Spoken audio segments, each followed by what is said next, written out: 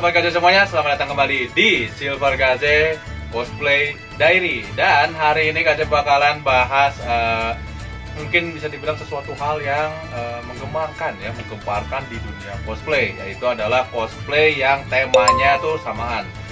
Oke, sejauh mata memandang biasanya kalau yang samaan itu bisa dibilang kayak Naruto ketemu sama Naruto lagi, ya kan? Nah, terus fenomena ini sudah pernah terjadi. Yang paling heboh itu sebenarnya pada tahun 2012 ya. 2012 itu ada Kirito dari serial Sword Art Online. Sword Art Online, dimana si Kirito ini melakukan jurusnya Naruto ya, dimana dia bisa Kage Bunshin itu lengkap dengan pedang-pedangnya semua. Dan itu memenuhi satu event di Indonesia, Ava ID.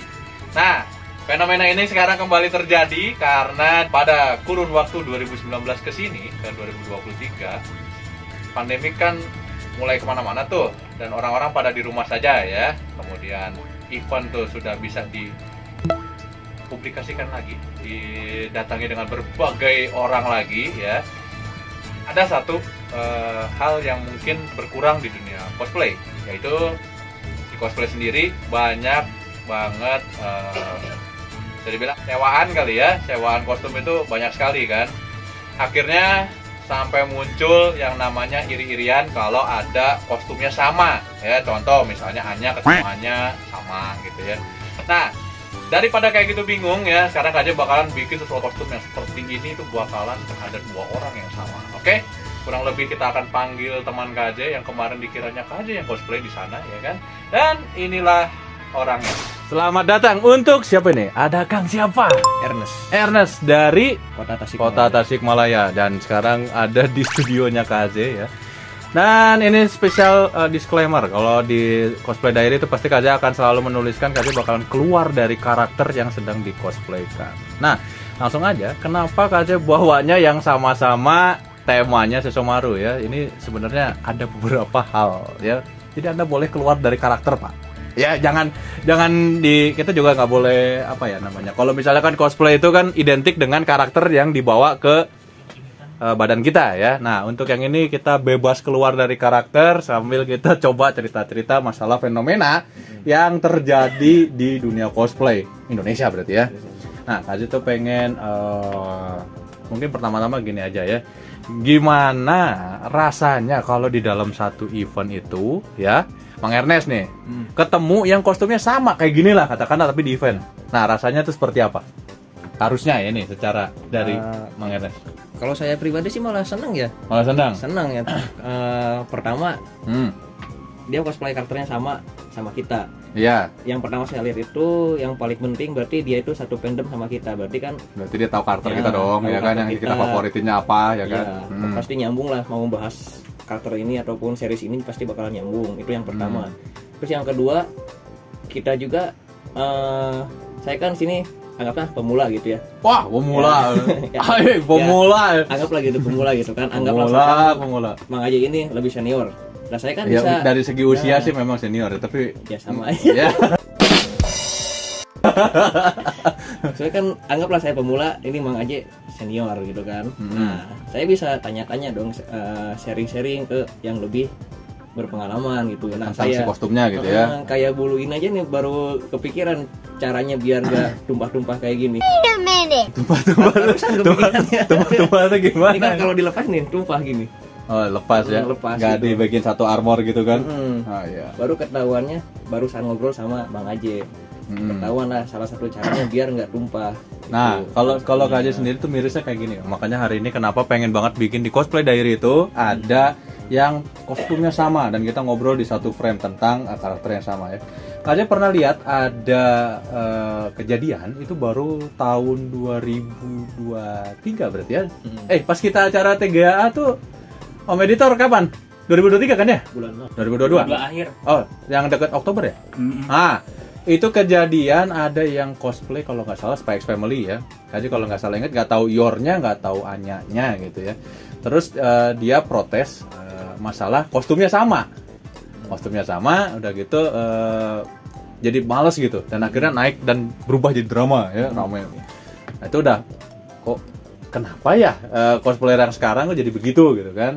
Nah, terus Dari situ yang lebih heboh lagi itu ada yang cosplay Ada Wong, dan itu baru kejadian sekarang ya 2023. Jadi ketika dia lihat ada yang cosplay karakter Ada Wong lagi, orangnya males dan pengen pulang. Padahal secara basic saya sedikit tahu ya kostumnya seperti apa, yang didramakan itu seperti gimana. Dua-duanya membawakan kostum Ada Wong juga bagus. Tapi karena faktor kayak gitu ya, hal kecil doang, kenapa sih harus dinaikin ke ranah media sosial gitu kan? Menurut Mang Ernest, kalau misalnya kayak gitu, apakah kita juga harus bikin ini, gini pakai kostum Sesshomaru, saya harus pulang dari studio saya gitu kan? Gimana tanggapannya? Kalau saya sih enggak, kalau menurut saya mah enggak. Soalnya kan yang namanya karakter itu lisensinya bukan milik kita. Nah, benar. Terus yang kedua, anggaplah kayak kita main game online gitu kan. Kita pakai kelas warrior, orang lain juga pasti ada yang warrior. Ada yang warrior juga, dan pasti ada yang pakai karakter sama persis kayak kita ya kan. Armornya, avatarnya pasti ada yang mirip sama kita gitu. Itu udah wajar lah, hal yang wajar di dunia cosplay kalau menurut saya. Yep, dan itu pun di dunia game pun juga sama. Nah, sebenarnya kalau misalnya seperti itu, kita bisa mengakali hal tersebut ya, untuk menunjukkan karakter mana yang lebih baik. Misalnya katakanlah KJ sama Mang Ernest gitu ya, melakukan rivalitas gitu ya. Carilah sesuatu yang positif. Kayak misalnya gini, kalau KJ melihat tuh adalah apa yang lebih baik dari KJ. Ini KJ dulu ya misalnya, karena orangnya ada, jadi kalau misalnya ini kan bisa langsung to the point gitu ya. Kalau KJ, keunggulan kostum Sesshomaru KJ itu adalah dari wajah. Nah, wajah KJ itu tidak perlu menggunakan tab yang untuk make up, sudah ketarik seperti ini, dan ini udah bawaan wajah. Itu keunggulannya. Nah, untuk Ernest sendiri ya, Mang Ernest sendiri, keunggulannya adalah bentuk kuku tangannya Sesshomaru ini nih, yang dibentuk seperti kuku tangan asli. Nah, ini keunggulan kostum punya Ernest nih dari sini ya. Terus keunggulan kedua misalnya, dia pakai apa namanya nih, di armor nih kulitnya kulit buaya ya, tekstur buaya, dan dipakainya ke sepatu juga. Di sepatu pun dipakai kulit itu. Sedangkan kalau KJ ini pakainya yang kulit kulit jeruk ya, tapi di sepatu yang biasa, karena KJ ngejarnya reality saja gitu. Misalnya ini dipakai, oh yang penting saja pengen mirip seperti yang ada di komik atau yang di animenya gitu.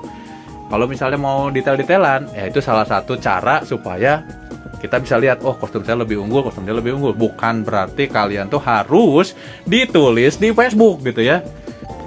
Nah, sejauh ini menurut Mang Ernest, kalau sudah melihat ya kondisi kayak gitu, hal yang paling berkesan kalau ketemu karakter yang sama, apalagi? Selain bisa ngobrol bareng-bareng gitu, atau mau bikin meme bareng-bareng gitu kan bisa ya, kita kayak gini misal kage bunci gitu.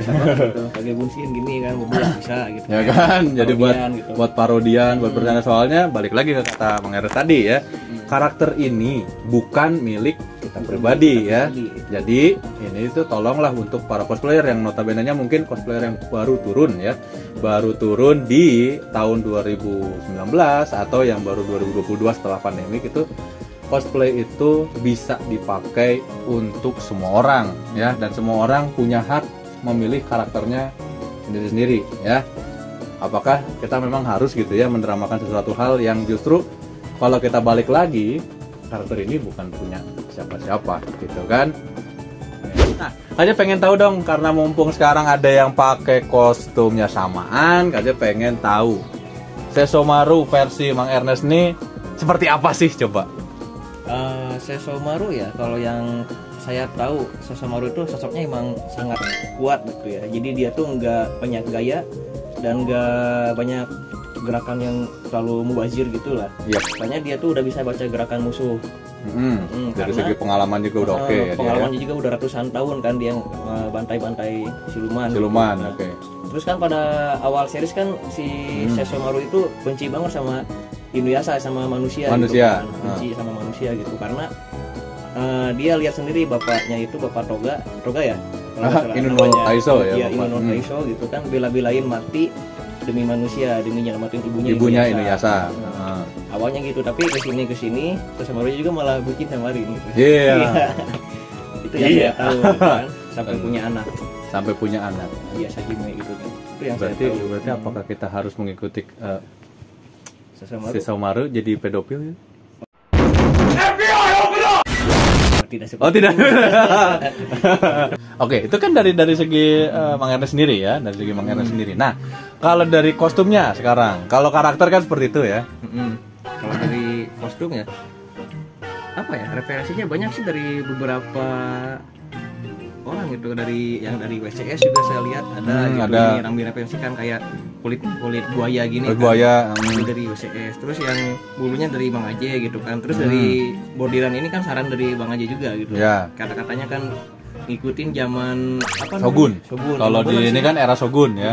Emang benar kan zaman Shogun tuh nggak ada sablonan, jadi kayak bordiran kayak gini. Emang Sebenarnya bener. belum masuk sih era ya. Shogun. Jadi sablonan itu ya, sablonan itu mulai masuk ke Jepang itu sekitar 1400 Masehian. Kalau nggak salah lupa kan 1400 atau 1500 ya waktu itu lihat ya. Jadi teknik sablon itu melukis pada kain kan. Jadi untuk yang kayak gini teknik bordir itu di sulam. Kalau bahasa Sundanya mah dikecos ya, berbentuk gambar gitu loh. Ada yang lebih beda bahasanya. Apa? Digacluk. Digacluk ya. Bahasa mana itu enak digacluk ya? Bahasa Sunda ya. Bahasa Sunda versi Tasik ya. Asik. Iya, digacluk teman.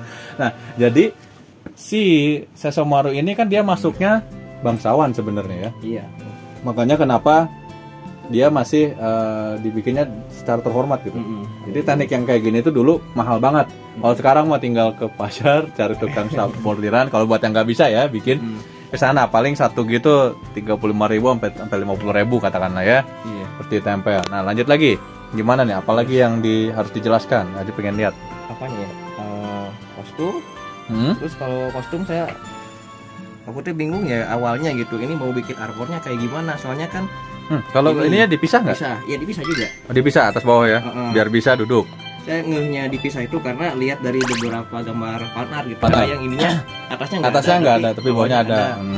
Kepikir-pikir, oh iya ya gitu. Biar ini nggak gejet juga gitu pinggangnya, dipisah aja gitu. Bener. Jadi yang ininya misah, yang atas dibikin kayak armor samurai, tapi bukan armor samurai juga. Soalnya Ya, armor Shogun lah ya, agak beda. Dia lebih nyetat ke badan ya kan. Kalau armor samurai kan ada bentukan lagi di pinggirnya, ini beda lagi gitu. Oke. Nah, ini kayak armor Shogun bener gitu. Oke. Terus untuk sepatunya? Kalau sepatu ya tadinya saya mau kulit biasa aja gitu kan. Tapi karena tanggung ya. Tapi karena tanggung gitu, ada bahan sisa, mau nyoba lah pakai kulit buaya. Ternyata pakai kulit buaya kayak kulitnya lebih mewah gitu. Jadi mewah. Jadi lebih mewah padahal cuma ganti kulit doang gitu yang ada teksturan. Tapi jadi istilahnya apa ya?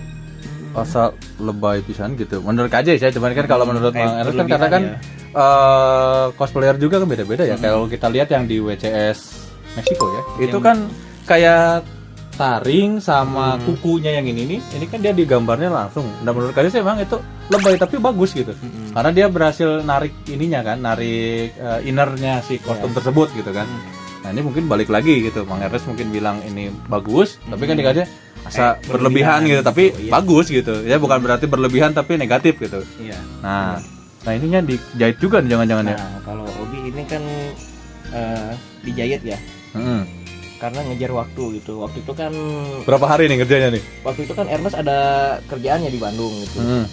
Pulang dari Bandung itu tanggal 5, terus istirahat sehari, tanggal 6 belanja bahan. Nah, kerjanya itu dari tanggal 7, 8, 9, 10, 4 hari itu. Dipakai tanggal 11 di event Japsuki yang Tasikmalaya itu. Yang kemarin-kemarin itu baru-baru ini. Jadi dijahit aja semuanya gitu. Tadinya ini mau bikin pakai yang kulit ular, tapi nggak nemu kulit ular yang warna kuning, adanya yang warna Nah, masalahnya yang punya tim itu tuh warna kuningnya tuh di shading lagi, dia diwarnain sendiri. Makanya mau di shading kan lama Pak. Lama, ya kan belum keringnya dulu, belum dijemur lagi gitu kan. Nah, makanya ya udahlah yang ada dulu gitu. Oke. Mungkin nantilah kalau ada budget lebih di upgrade gitu. Nah, oke, sekarang gantian KJ nih. Kalau dari segi KJ coba pegangin. Ini agak sedikit tricky soalnya untuk kostum ini ya. Untuk kostum ini sendiri. Jadi kukunya ini yang paling menyebalkan sebenarnya. Nggak tahu gimana tuh si Sesomaru kalau makan pakai begini. Slay gitu. Kemarin juga buka minum. Ya. Kalau dari KJ sendiri itu kostum Sesomaru itu berdasarkan satu, karakter Sesomaru ini adalah anak pertama yang dia itu siluman murni. Ya, siluman murni. Jadi nggak ada campur tangan manusia. Ya, makanya KJ bilang angkuhnya dia tuh karena ras siluman ini adalah yang paling tinggi ya, Sesomaru nih.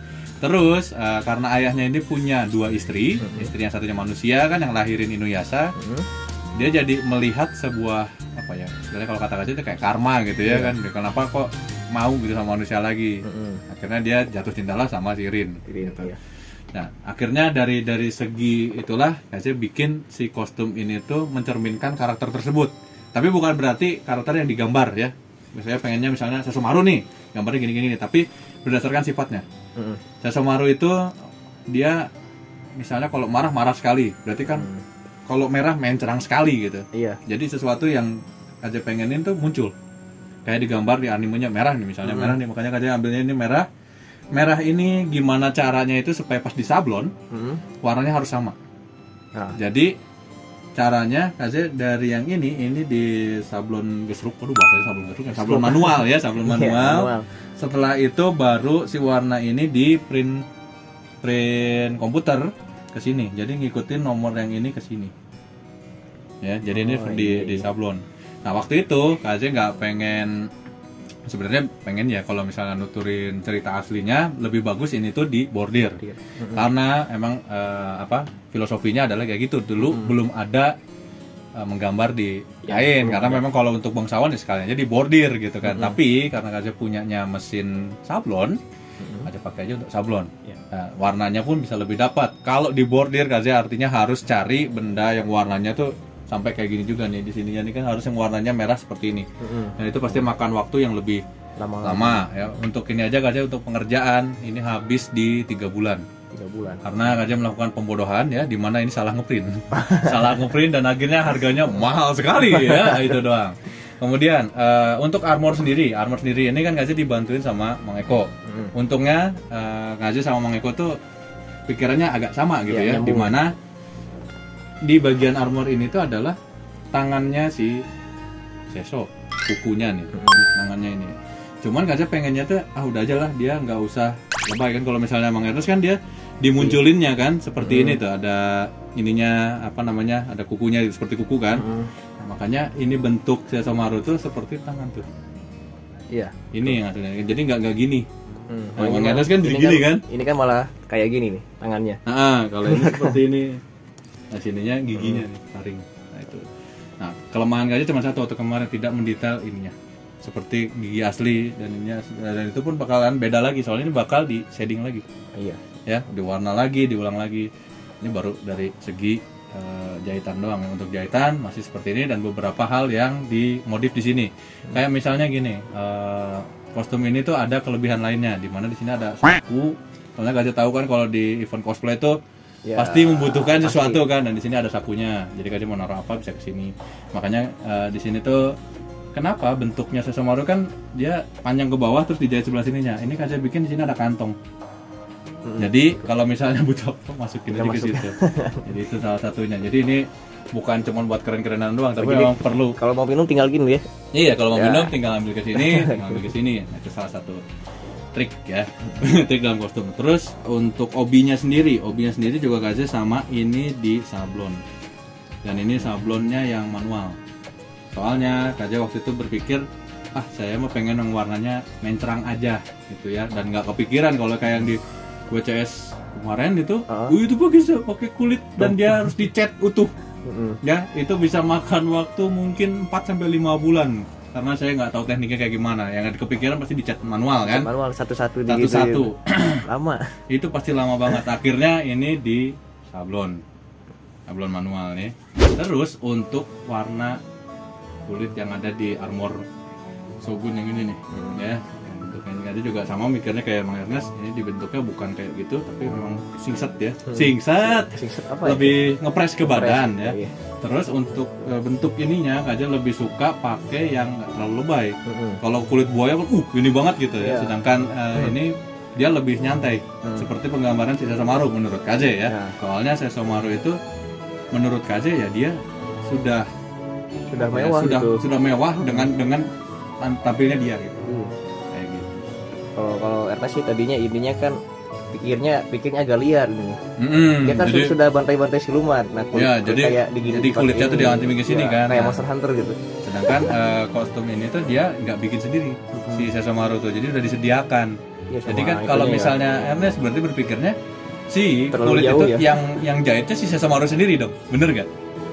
Ada benernya sih. Nah itu kadang-kadang yang Kayak mungkin crafting dari jauh yang gitu. mungkin apa namanya orang-orang bakalan bilang, oh gue mau nggak pikir kayak gitu, kembali lagi Ya, ke ada orangnya. benernya. Kalau Kak Jema mikirnya realistis.